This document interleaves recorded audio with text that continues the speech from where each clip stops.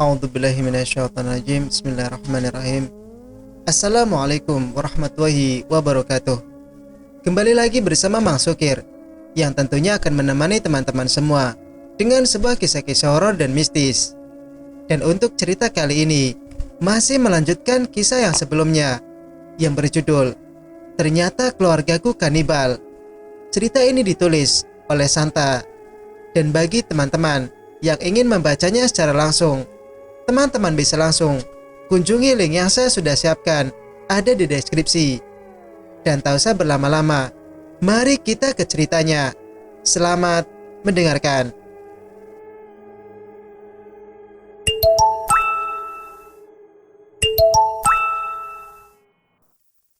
Terdengar suara panggilan masuk dari handphone Kak Amel. Papa langsung mengambil handphone itu dari saku baju Kak Amel. Iya, ternyata itu panggilan dari nenek. Papa langsung mengambil selai kain panjang dan menutup mulutku rapat-rapat. Diam, diam.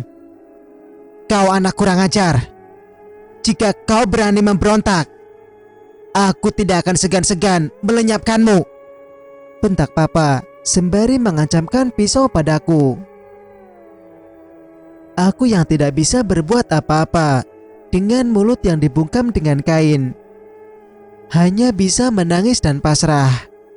Semoga nenek tahu apa yang sedang terjadi pada kami cucunya. Halo Amel, bagaimana kabarmu sayang? Amel, apa kamu baik-baik saja? Kenapa diam? Halo ibu, ini Tio anakmu. Cucumu Amel dan Ray lagi pergi keluar. Kebetulan handphonenya ketinggalan bu. Jadi Tio yang jawab. Papa berbohong pada nenek tentang yang sebenarnya. Oh, begitu ya. Ya udah, tidak apa-apa kalau begitu. Nanti kalau mereka kembali, suruh telepon ibu ya. Sudah kangen sama mereka. Sebelum Papa mengakhiri panggilan telepon sama nenek, tiba-tiba saja Kak Amel sadarkan diri. Nenek, tolong kami. Begitu mendengar teriakan Kak Amel, Papa langsung refleks melemparkan handphone ke lantai. Semua pecah, serpihannya tercecer ke semua bagian. Entah nenek sempat mendengar atau tidak, kami tak tahu. Papa menampar wajah Kak Amel dengan keras. Lehernya dicekik dengan kedua tangan. Mulut Kak Amel mengeluarkan semburan darah. Kak Amel merintih kesakitan. Jaga ucapanmu itu. Apa kau ingin mati? Kalian memang anak durhaka, tidak tahu diuntung. Papa menggoreskan pisau ke wajah Kak Amel, mengiris beberapa asam dan menuangkannya pada luka Kak Amel. Aku tak sanggup mendengarkan teriakan Kak Amel menahan sakit. Siksaan itu terjadi tepat di hadapanku. Aku yang merasa tidak berguna, tak bisa berbuat apa-apa terkecuali dia membisu. Arah, tolong aku Arah. Apa kau mendengarku? Kataku dalam hati, berharap Arah mendengar panggilanku. Entahlah kemana Arah pergi. Dia sama sekali tidak mendengar panggilanku. Kenapa di saat waktu penting dia tidak ada? Kataku dalam hati. Tiba-tiba saja pintu terdobrak dengan sangat keras. Ternyata itu Bibi. Tapi anehnya wajah Bibi berubah drastis dari sebelumnya. Wajahnya terlihat pucat. Tubuhnya kaku dengan mata melotot, penuh amarah. Di tangan Bibi ada kepala paman satpam yang telah dipenggal. Ada banyak cucuran darah di sekujur tubuh Bibi. Bi, apa yang telah kau lakukan pada satpam? Apa kau membunuhnya? Kau mengkhianati kami, kata Papa pada Bibi yang heran dengan sikap dan perilakunya yang sangat berbeda. Terlebih Bibi sudah membunuh satpam dengan sangat sadis. Aku bukan pembantumu, tapi aku adalah wanita yang sudah kau bunuh dengan sangat keji. Apa kau masih ingat dengan wanita yang telah kau perkosa, yang telah kau aniaya, yang tubuhnya sudah kau potong-potong dan kau makan? Dasar kau bajingan, manusia yang berperilaku melebihi binatang. Melemparkan kepala satpam yang sudah dipenggal ke hadapan wajah Papa. Bibi langsung melemparkan tubuh Papa ke tembok dan mencekik leher Papa. Di tangannya sudah menggenggam kapak yang sangat tajam dan berencana untuk memenggal kepala Papa. Sial! Papa berusaha untuk menghindar dari kapak tajam itu, tapi tidak bisa menghindar sepenuhnya. Kapak itu langsung menghantam kaki dan putus akibat terkena serangan kapak. Papa merintih kesakitan dan tidak bisa bergerak lagi. Akibat kakinya sudah berpisah dari tempatnya. Darah pun mulai memenuhi lantai. Percikan darah yang terlihat di tembok putih menjadi terlihat sangat jelas. Aku tidak bisa berbuat apa-apa karena tubuh dan mulutku yang masih terikat. Bibi langsung menuju ke arahku dan membuka ikatan di tangan dan kakiku. Arah, apa itu kau? Apa kau yang ada di dalam tubuh Bibi? Kataku. Iya, aku Ara Rey. Maafkan aku sudah terlambat membantumu, sehingga kau terluka seperti ini. Aku harus memakai tubuh seseorang agar bisa melakukan sesuatu. Bibi yang sudah menyerahkan tubuhnya kepadaku untuk membantu kita, Rey. Setelah dilepaskan oleh Ara, aku langsung melepaskan ikatan ke Amel dan membuka kain yang terikat di mulutnya. Rey, kau harus segera pergi. Jangan pedulikan aku. Cepat pergi. Dengan tubuh yang lemah, Kak Amel berusaha untuk menyuruhku keluar. Tidak, Kak. Bagaimana mungkin aku bisa meninggalkanmu dalam keadaan seperti ini? Kita akan keluar bersama-sama. Panas, panas, sakit. Ara tiba-tiba saja berteriak histeris. Aku dan Kak Amel menoleh ke arah Ara. Dan ternyata Mama datang membawa dukun dan membuat Ara tunduk dan tidak bisa berbuat apa-apa lagi. Ara terus berteriak, panas dan sakit. Arwah Ara dikeluarkan paksa oleh dukun dan diikat oleh ilmu hitam yang dukun itu miliki. Dan Ara dikunci di dalam sebuah guci dan tak bisa keluar. Saat ini Ara tak bisa lagi membantu aku dan Kak Amel. Saat ini Ara tidak bisa lagi membantu aku dan Kak Amel. Mama, apa yang kau lakukan? Lepaskan Ara. Apalagi yang kau inginkan? Apa kau belum cukup puas merenggut begitu banyak nyawa orang? Dan sekarang kau ingin mengambil nyawa anak-anakmu juga? Kurang ajar kau. Cepat, lepaskan Ara, teriakku agar Mama mau melepaskan Ara yang sudah kesakitan. Aku menarik tangan dukun itu dan mencoba membantu Ara dengan membatalkan mantranya. Mama langsung menyayat tanganku dengan pisau hingga kelihatan tulangnya dan menusuk bagian pahaku sehingga aku jatuh ke lantai. Darah dari lukaku muncrat ke wajah Mama. Tubuhku kaku kesakitan. Darah tidak henti-henti keluar dari lukaku yang parah. Mah, hentikan. Apa yang kau lakukan? Itu putramu. Apa kau sudah gila? Lepaskan Rey, Mah. Tolong lepaskan dia. Rey tidak tahu apa-apa, Mah. Dia gak salah. Tolonglah, jangan lukai dia. Cukup aku dan Roy yang merasakan sakit. Jangan sampai Rey juga kena imbas semua perilaku kalian yang keji. Kak Amel yang tidak tahan melihatku terluka dan kesakitan. Dia berusaha memohon pada mama dan berusaha untuk menghentikannya yang terus melukaiku. Diam kau, anak bangsat. Enyah saja kau. Mama memotong leher Kak Amel dengan pisau tajam dan mencolok mata Kak Amel dengan kedua jari mama. Kak Amel teriak kesakitan, menahan siksaan. Rey, jaga dirimu. Kakak pergi. Maafkan kakak sayang.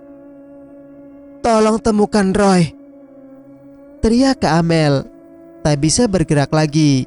Kak Amel telah menghembuskan nafas terakhirnya. Kak Amel tidak lagi bernyawa. Tepat di hadapanku, seorang ibu telah menghilangkan nyawa putrinya tanpa ada rasa bersalah. Kak Amel, jangan tinggalkan Rey, Kak. Kakak sudah janji sama Rey bahwa kakak akan pergi bersamaku dan hidup normal. Tapi kenapa kakak pergi? Bangun, Kak. Lihat Rey. Buka matamu, Kak Amel. Ayo kita berjuang sama-sama untuk menemui Roy. Kak, bangun. Jangan tinggalkan Rey, Kak.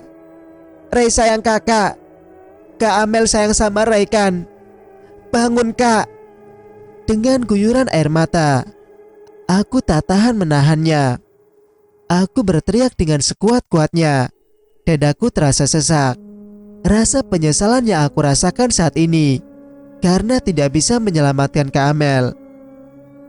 Rasa penyesalan yang aku rasakan saat ini karena tidak bisa menyelamatkan Kak Amel. Rasanya aku tidak percaya Roy, Ara dan Kak Amel juga pergi meninggalkan aku. Saat ini hanya tinggal aku saja yang masih bertahan. Aku pasrah. Aku tak bisa berbuat apa-apa lagi. Aku tidak peduli lagi. Lebih baik aku ikut mati saja daripada merasakan penyesalan seumur hidupku karena tidak bisa menyelamatkan saudara-saudaraku. Papa dan Mama terdiam melihatku teriak dan menangisi sembari memeluk tubuh Kak Amel penuh darah yang tidak lagi bernyawa. Wajah pucat, tubuh mati rasa. Entahlah, aku tidak bisa berkata apa-apa lagi. Suasana senyap tiba-tiba saja terjadi di ruangan. Mayat Kak Amel yang masih berada di pangkuanku yang berguyuran darah. Kupeluk erat-erat tubuh Kak Amel yang saat ini tidak lagi bernyawa. Air mataku terus bercucuran tak henti. Aku menangis tanpa isakan suara. Papa yang masih tak bisa bergerak akibat kakinya sudah putus, terkena kapak tajam dari Ara. Darah yang sudah hampir habis keluar deras dari kaki Papa. Dia menangis terisak-isak, menahan sakit yang ia derita. Mama yang masih menggenggam pisau tajam penuh darah di tangannya tiba-tiba saja mulai berdiri dan mencoba menghabisiku. Hentikan, Mah. Cukup. Jangan lukai Rey. Mari kita hentikan semua ini. Putri kita Amel sudah tiada. Papa tidak mau putra kita Rey akan menjadi korban. Teriak Papa mencoba menghentikan langkah Mama yang ingin menghabisiku. Diam kau. Aku tidak ingin menghentikan yang sudah kita bangun sejak awal. Dia sudah merusak semua. Putra macam apa dia? Sangat tidak berguna. Lebih baik dia tidak datang kemari dan merusak segalanya. Jika kau mencoba menghentikan Mama Rey, maka kau akan bernasib sama dengan kakakmu ini.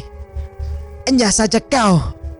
Teriak Mama sembari melemparkan pisau ke arahku. Untung saja aku sempat mengelakkan lemparan pisau tajam itu, walau sedikit mengenai wajahku. Segera aku berlari keluar. Pintu ruangan lantai 2 tidak dikunci. Jadi aku bisa leluasa untuk keluar dari ruangan itu. Mau kemana kau anak kurang ajar? Jangan lari kau. Dengan pisau di tangan, Mama mengejarku dengan sangat cepat.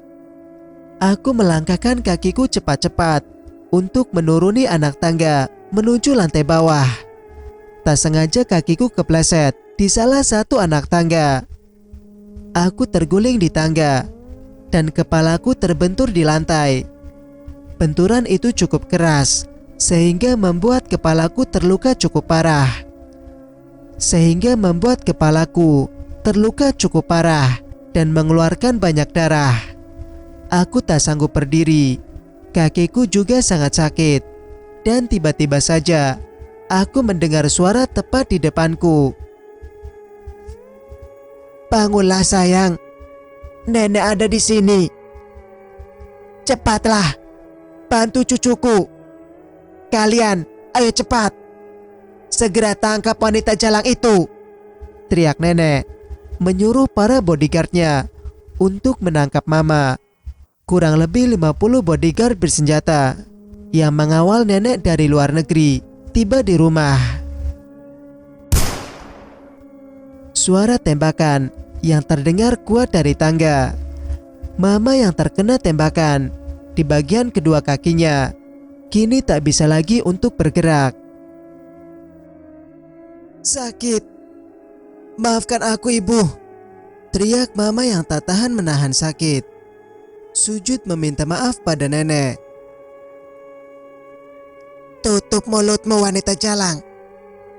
Ayo, bawa dia ke ruangan itu. Kalian akan melihat apa yang bisa saya lakukan. Manusia biadab kalian. Nenek menyuruh bodyguard untuk menyeret Mama dari tangga menuju ruangan lantai 2. Mama dilemparkan tepat di samping Papa. Amel, cucu nenek, bangun sayang. Nenek sudah ada di sini untuk menjemput kalian. Maafkan nenek Amel. Nenek terlambat untuk datang membantu kalian. Buka matamu sayang. Lihat nenek. Ayo bangun. Bangunlah cucuku. Jangan tinggalkan nenek. Nenek sayang sama Amel. Isakan tangis dan air mata nenek kini tidak bisa dibendung lagi. Dengan tangan gemetar, tubuh yang sudah rapuh akibat usia yang sudah tua, nenek memeluk dan menggenggam tubuh ke Amel dengan erat. Isakan tangis nenek yang tak sanggup aku dengar. Sudahlah nek, Kak Amel tidak akan bangun dan membuka matanya lagi. Dia sudah tiada nek. Kak Amel sudah pergi jauh meninggalkan kita. Kak Amel, Re sayang kakak. Ku peluk erat-erat tubuh nenek untuk mencoba menenangkan tangisan nenek. Walau sebenarnya aku pun tak sanggup untuk membendung dukaku sendiri. Ruangan lantai 2 kini dipenuhi isakan tangisku dan nenek.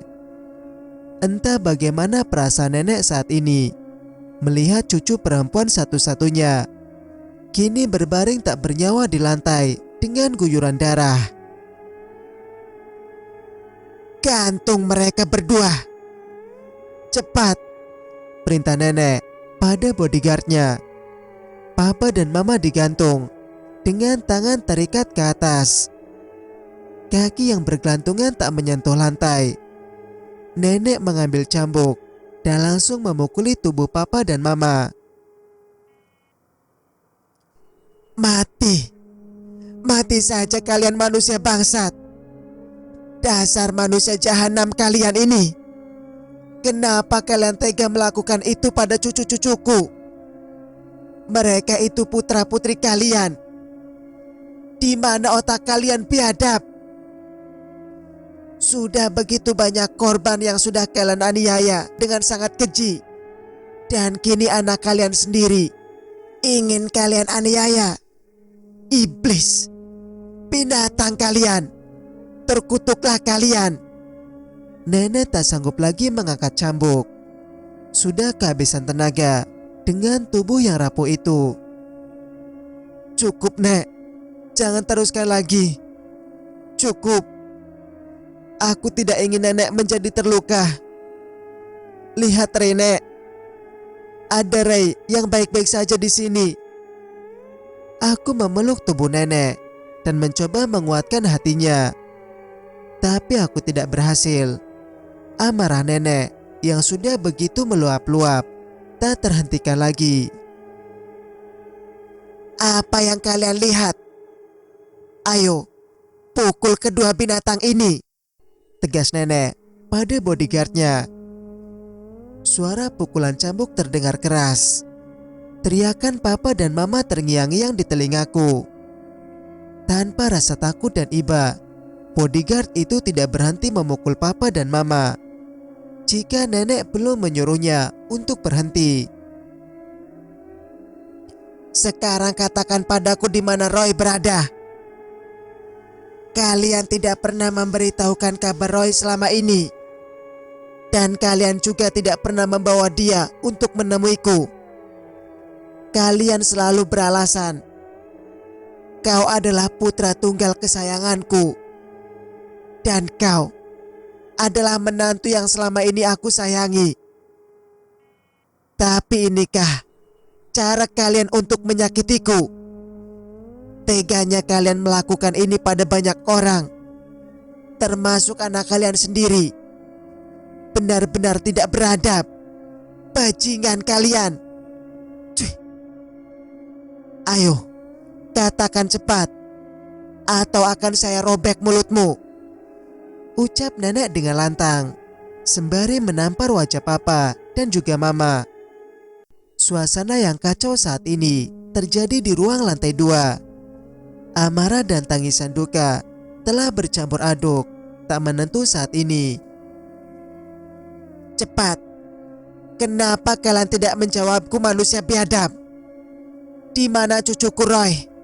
Ayo, cambuk mereka berdua sampai mengaku." Suara cambukan yang kuat terdengar tak ramah di telingaku. "Ah, sakit. Cukup, Ibu. Cukup. Baiklah, saya akan mengatakan semuanya. Roy berada di ruang bawah tanah, di bawah garasi mobil.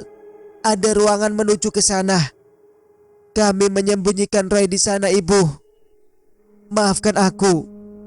Aku telah melakukan dosa besar pada anak-anakku," teriak papa, mengatakan segalanya tentang keberadaan Roy.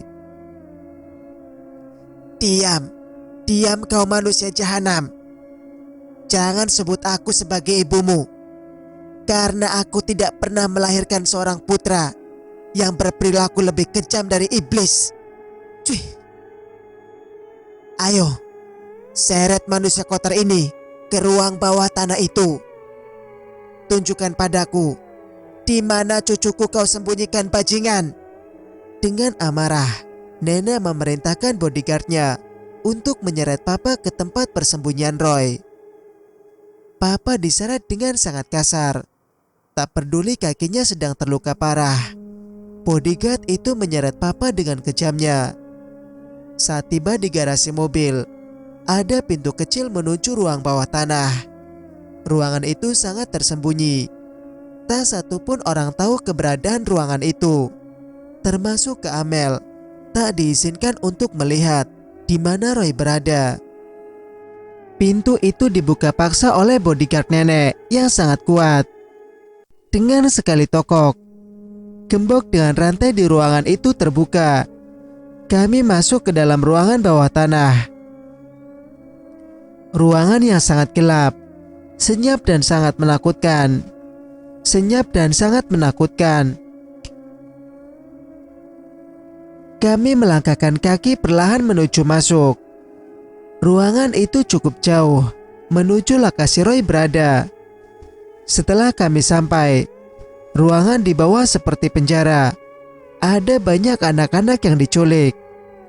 Beberapa mayat yang ditumpukan di dalam tong besar. Tolong kami!" teriak anak-anak yang tidak bersalah, meminta pertolongan pada kami.